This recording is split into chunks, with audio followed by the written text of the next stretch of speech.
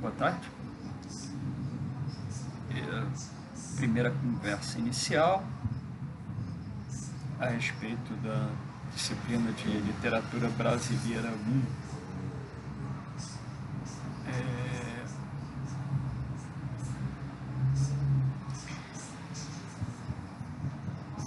Por onde que a gente começa? Essa é uma questão sempre importante, né? Porque é uma questão também importante para se pensar a literatura brasileira. Por onde ela começa? Onde a literatura mundial passa a ter ou ser, né, um componente literatura brasileira. Onde está isso? Onde tem início isso?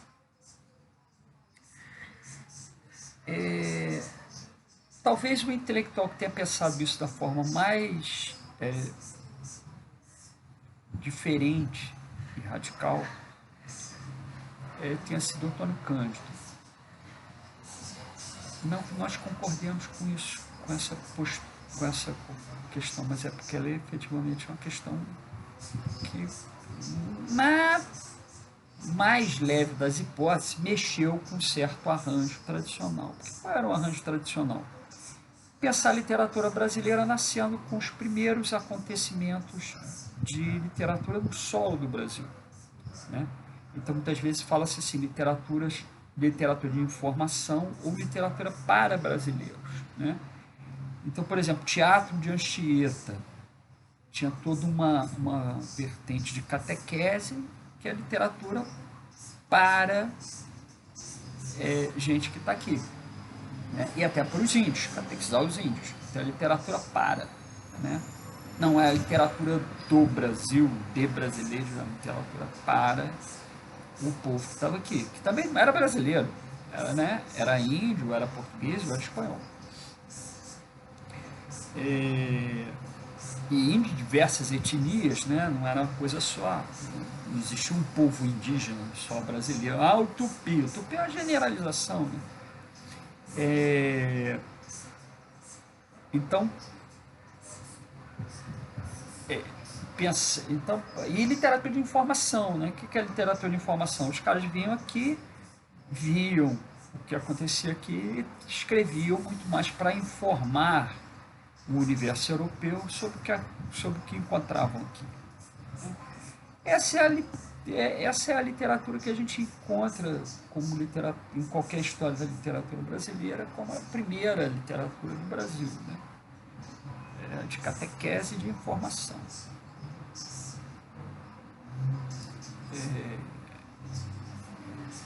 É de se observar também que havia nesse de informação sempre um lastro de propaganda também, literatura de convencer as pessoas a virem para a colônia portuguesa das Américas, né? Para povoar isso aqui, né? Era um exercício da colônia, da coroa portuguesa, colonizar, ocupar, né, com gente, né? Isso aqui, tanto é que é uma coisa que é frequente, a gente não pode nunca deixar de esquecer, que havia uma ordem da coroa, seguindo uma determinação também da igreja, de multiplicar-se em braços. Então, o português tinha por missão nas Américas multiplicar-se em braços. Como é que ele multiplicava-se em braços? Primeiro era fazendo filho e tal, convencendo também, né? Ajudando a empresa de catequética, jesuítica, religiosa em geral, católica, né? De produzir nova cristandade, mais cristãos católicos para o mundo, através da catequese dos indígenas. Mas, principalmente, tendo filhos, fazendo filhos. E aí, claro, toda a noção de diferença de povos e coisas caía por terra, porque o importante português e criando portuguesinhos pelo mundo. Então, essa é a primeira coisa. Assim. Então, aí vai, a literatura, depois desse primeiro momento, começa a surgir uma literatura que efetivamente é produzida aqui e com um público já internacional. Isso é um dado importante, que a literatura dos países coloniais ela já nasce internacionalizada, ela já nasce num contexto de globalização, né? Porque ela é daqui, é para o povo daqui, mas é muito mais para o povo de fora, é muito mais para o europeu que está lá. Como pai e mãe desse braço, né, da literatura, da poesia portuguesa, que chamava-se poesia em geral. Não importava que tipo de texto que você fazia, se ele era reconhecido como algum valor estético, educacional, tal, ele era chamado de poesia. Não havia essa expressão literatura especificamente para dizer isso que a gente chama hoje de literatura. O mapeamento era outro. Então,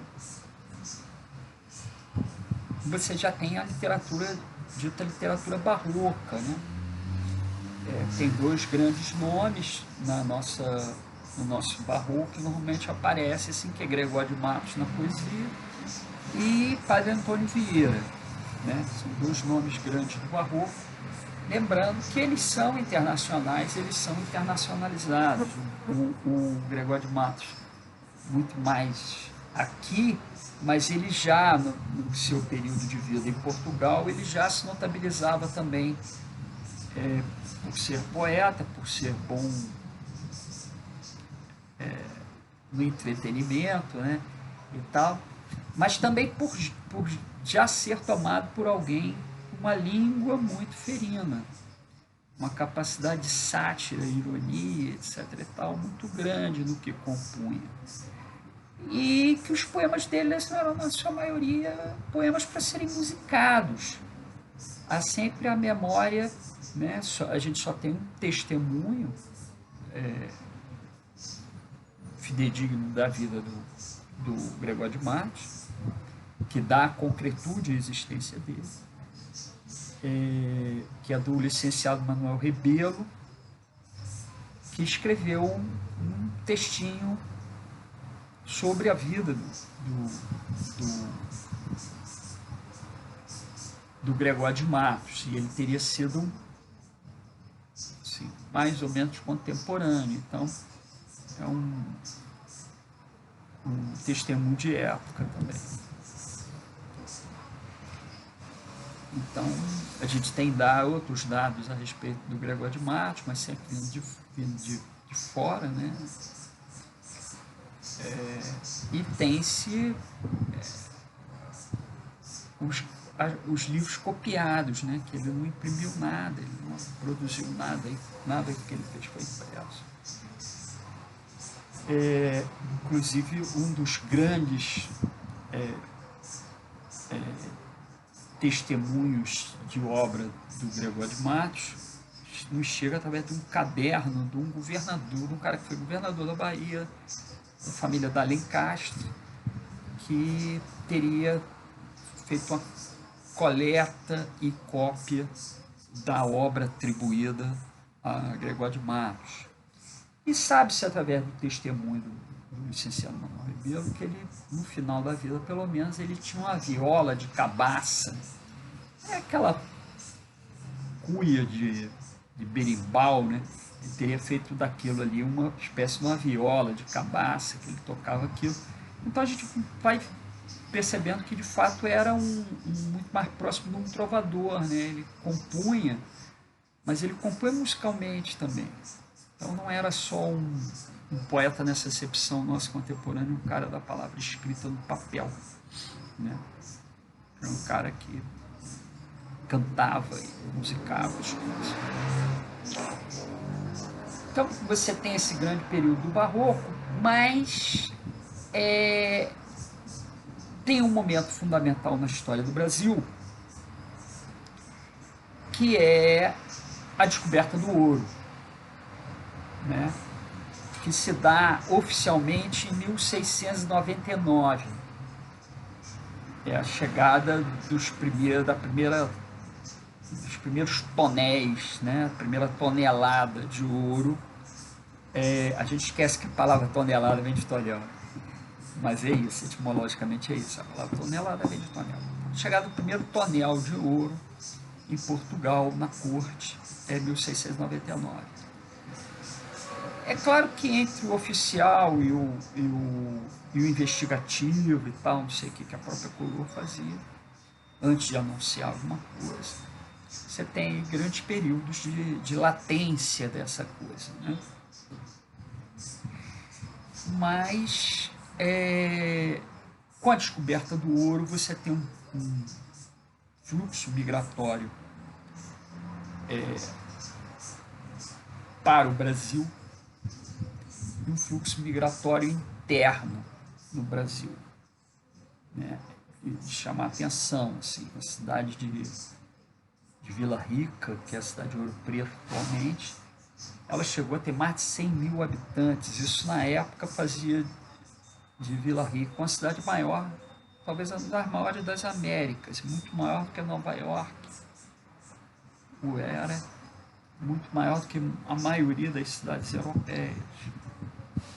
Chega a ter 100 mil habitantes. Quando você fala em habitantes, ainda mais, a gente não tem como precisar número de escravos, então você pode estar falando aí de um contingente de mais de 500 mil pessoas mesmo, porque não tem como precisar muito bem essa população, embora houvesse censo e tal, você tem a população de escravos, a população circulante e tal.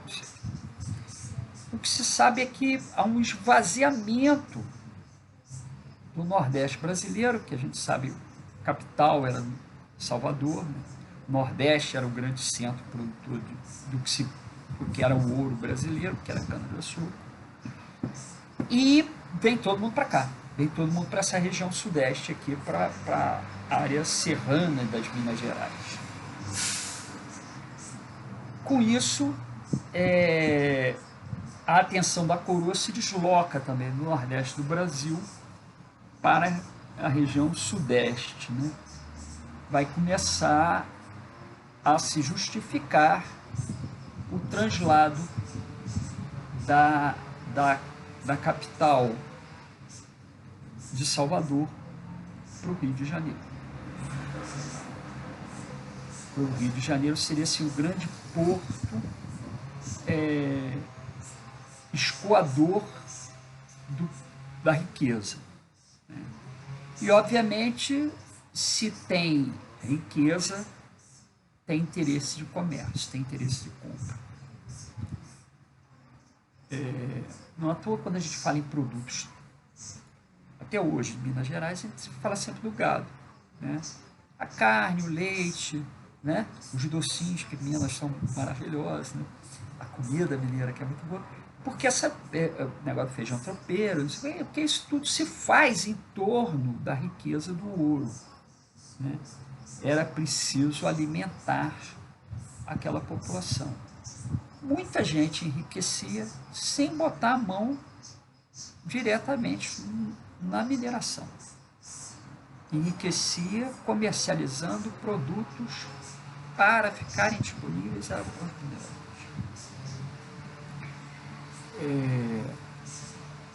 Mas onde isso encontra a literatura? Porque efetivamente é um primeiro momento em que você tem não apenas concentração de riqueza e população, mas a construção da riqueza em torno de cidades, né?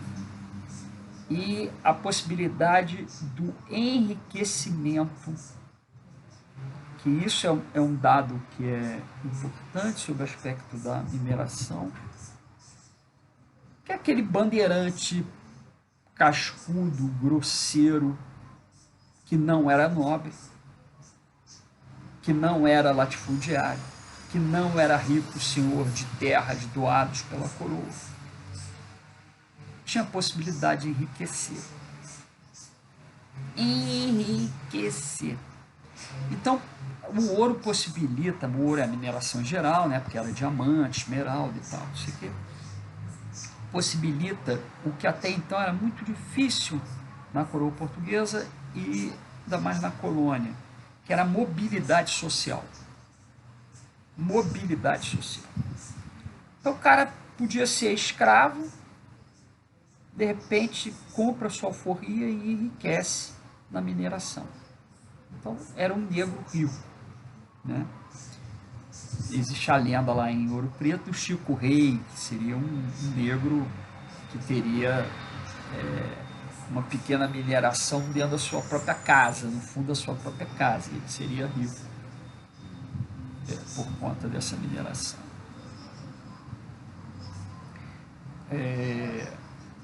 Então, efetivamente, ali se dá uma coisa muito diferente e um outro dado que é muito importante, que é o fato desses senhores abastados agora, de origem tosca,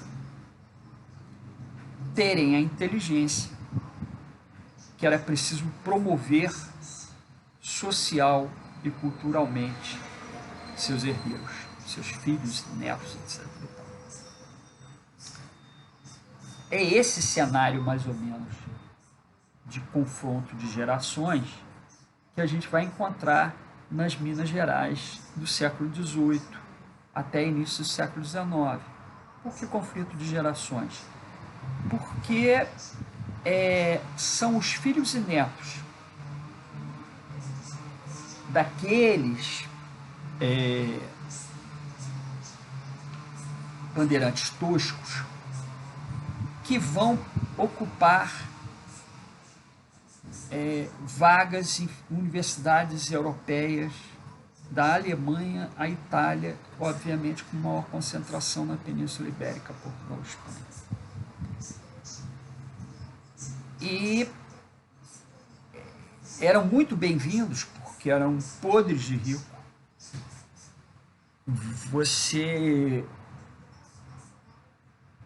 Um americano, como chamavam, né? Não chamavam brasileiros, mas um americano português,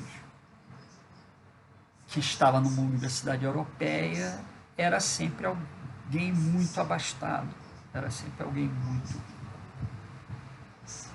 Mais até do que os de lá. Então eles conseguiam muita troca, né, cultural e tal, não sei o quê. E eles, quando retornam para a colônia, quando retornam para as Minas Gerais, que são um dado importante também,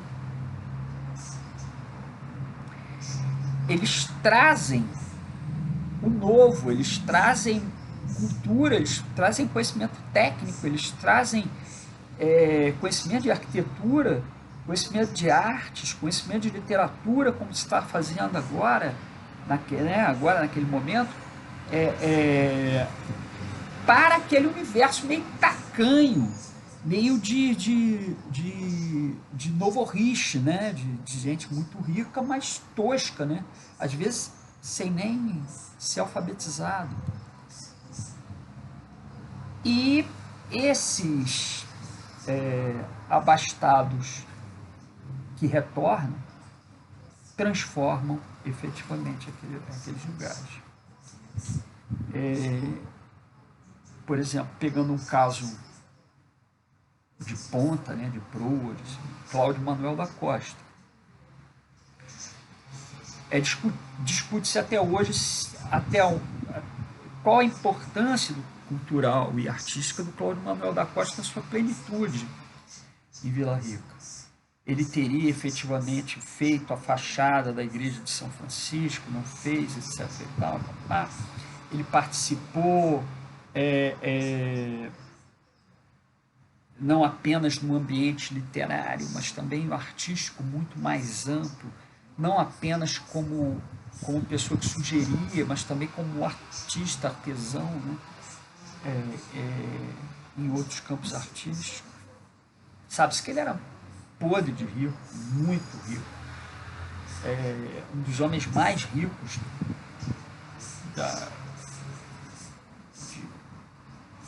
das Minas Gerais, e que com o levante da Inconfidência é preso e morre no cárcere. Então, onde teria... E aí você tem efetivamente uma geração de artistas que, no dizer de Fábio Lucas, um estudioso importante sobre o iluminismo no Brasil, a poesia Arcade, etc. e tal, vai dizer assim, pela primeira vez, e o Antônio José Saraiva, no livro Iniciação à Literatura Portuguesa, ou Iniciação à Cultura Portuguesa, uma coisa assim, corrobora isso também, que pela primeira vez há uma inversão de polos. Não apenas a literatura, a poesia brasileira, né, feita pelas pessoas na colônia americana de Portugal, copia ou lê os da metrópole, mas ao contrário, os da metrópole pela primeira vez se preocupam em ler e acabam sendo influenciados pelos que produzem aqui, que não significa ser nascido aqui, como Tomás Antônio Gonzaga, que é um poeta importante pra caramba, era juiz, etc. e tal, também vai ser preso em razão da Inconfidência. Tomás Antônio Gonzaga é português, né? Mas viveu aqui, produziu aqui, se torna importante como poeta aqui. Então você tem esses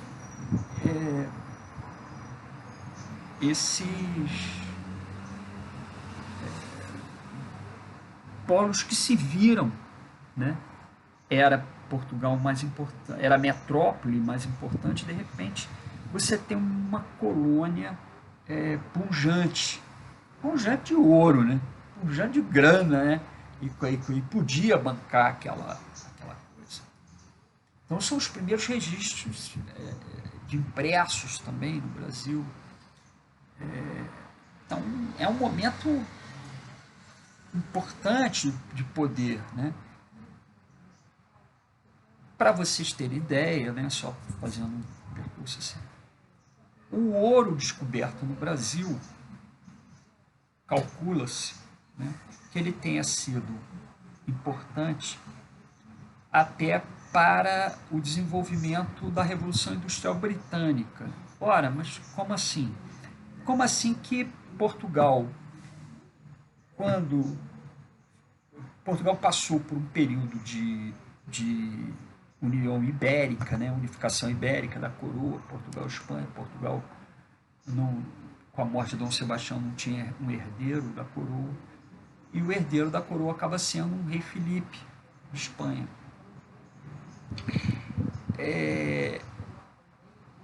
Com isso, de 1580 a 1640, Portugal fica sob a coroa espanhola. Ora, a retomada da coroa portuguesa pelos portugueses, pela Casa de Bragança, custou não apenas guerras contra a Espanha, que era o maior império do mundo na época. Não apenas guerras contra a Espanha, mas também a necessidade de fazer articulações internacionais, de diplomacia. Como é que Portugal vai conseguir se manter independente, praticamente, né, envolto pelo território de um país que é o maior império do mundo, né? Nesse momento, os Países Baixos pertenciam à Espanha. Com a unificação da coroa, praticamente toda a América, o que a gente chamou de América Latina, incluindo parte do que hoje é os Estados Unidos, pertenciam à Espanha. E na Ásia também. Então, era um poderio, né, gigantesco. Uma das coisas que faz com que Portugal consiga reconquistar, né, a sua independência é o Tratado de Mitchell, se eu não me engano, que é um tratado que é considerado o tratado de livre comércio mais antigo do mundo, que é o que Portugal faz com a Inglaterra. Portugal não tinha barcos, não tinha com a Reconquista, ele tinha um império ultramarino, né, nas Américas, na África e também na Ásia, mas não tinha navios, porque todos eles tinham sido arrestados pela coroa espanhola. Isso era um problema, né? Então Portugal entra num ciclo de dependência com os países que o ajudaram a ficar livre. Esses países eram França e Inglaterra, mas principalmente a Inglaterra, que também não era a grande potência que passou a ser no século XVIII e XIX.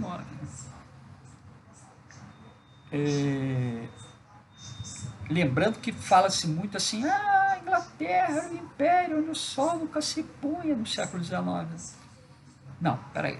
O primeiro império onde o sol nunca se punha desses estados nacionais é Portugal. É a porcariazinha de Portugal, com a população muito menor do que a maioria dos países europeus. É Portugal. Isso aí tem que se reconhecer a grandeza dos feitos do povo português, porque efetivamente é maravilha que eles conseguiram em termos de expansão e navegação, tendo tão pouco. Ruins e maus? Também, como todo conquistador, mas valorosos, né? Conseguiram proezas gigantescas. Então, é comum a literatura ir tomando a história da literatura brasileira a partir desses movimentos. Então, começa lá com literatura de informação e catequese, depois um do barroco, em que você tem aqui uma literatura de cunho religioso, mas ainda muito, vamos dizer assim, ligada ao ambiente colonial, muito ligada à metrópole e tal, e depois uma literatura, uma poesia, usam a expressão que eu gosto muito, mas com mais cor local. E aí a gente vai ver no próximo bloquinho uma solução que o Antônio Cândido apresenta ainda lá nos idos dos anos 50, de 1950, né? Uma solução que ele apresenta para essa questão do início da literatura brasileira. Tá? Takes rápidos, infelizmente, não é uma aula, é de 2 horas, como costumo fazer e tal, mas são pequenas tomadas para a gente ir tomando pé do conteúdo. Tá? Sem esquecer que tem as referências bibliográficas lá e os textos disponibilizados lá no canal oficial lá da universidade. Tá? Agradeço. Boa tarde. A gente segue adiante.